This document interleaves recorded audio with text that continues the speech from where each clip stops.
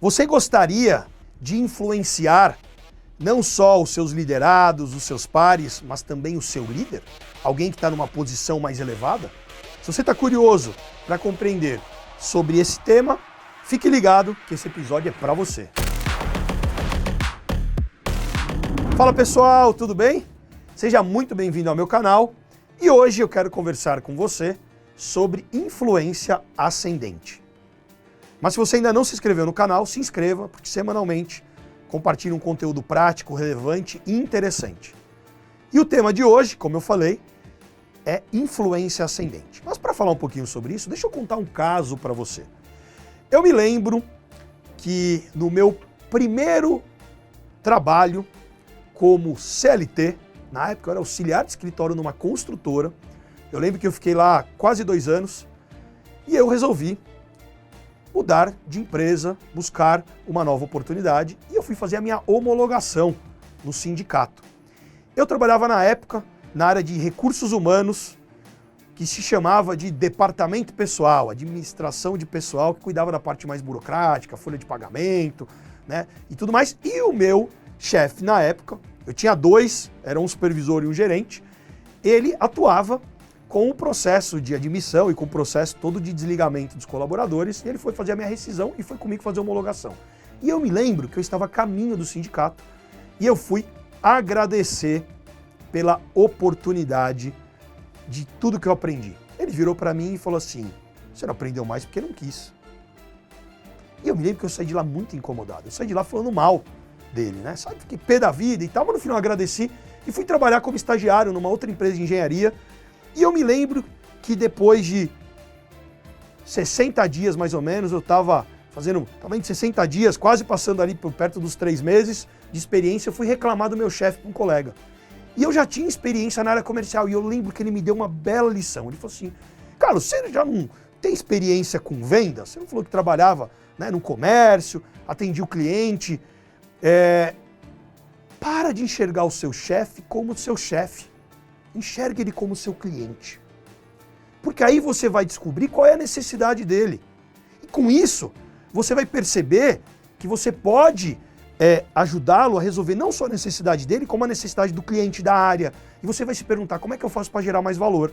E se você gerar mais valor, com certeza você vai ter mais espaço e oportunidade. E você vai aprender a lidar com ele. Porque cuidado, pode ser que você mude de empresa e arrume um chefe ainda pior. E assim foi. Hoje eu sou muito grato àquele líder que eu tive, porque eu aprendi com ele a mexer em planilhas, ele era extremamente metódico, analítico, ele me ensinou a olhar para processo. Ele não era um líder tão focado só na questão de gerar a motivação através, né, da influência, do engajamento, pela extroversão. E ao longo da minha vida, ao longo da minha carreira, eu encontrei diversos líderes com os mais variados perfis.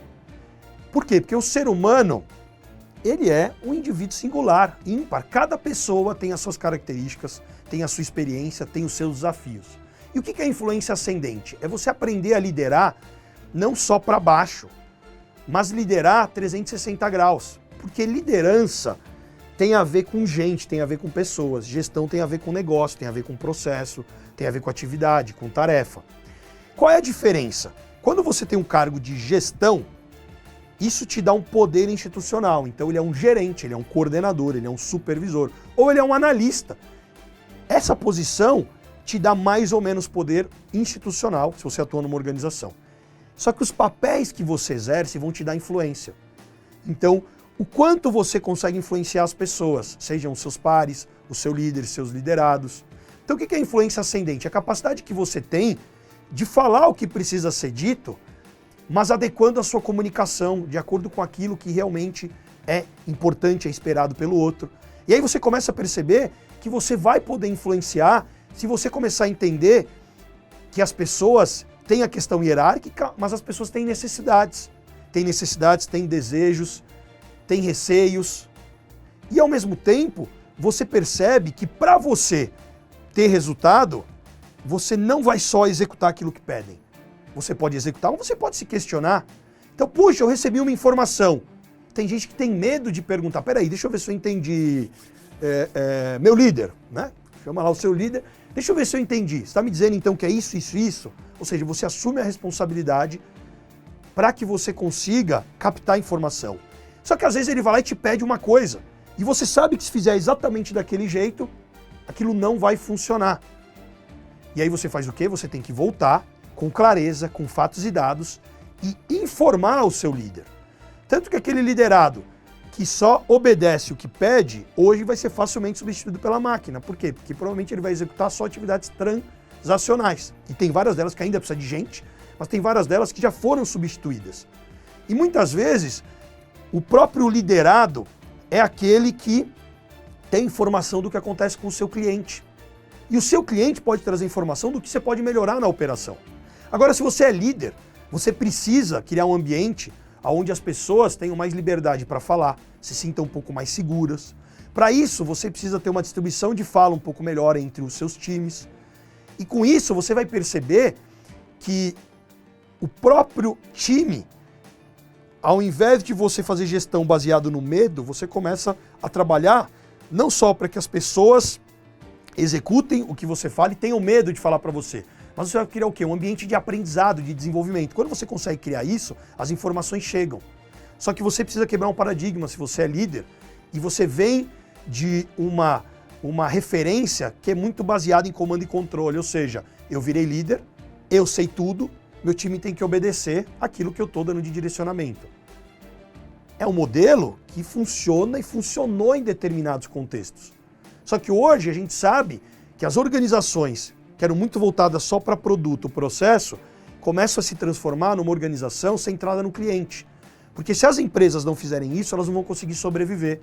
E eu tenho atendido diversas organizações em diversos projetos, empresas que faturam bilhões e que estão precisando realizar uma transformação cultural. Porque existe só uma pessoa que pode demitir todo mundo na empresa, adivinha quem é? Inclusive o sócio, é o cliente. Quem dizia isso foi o fundador do Walmart.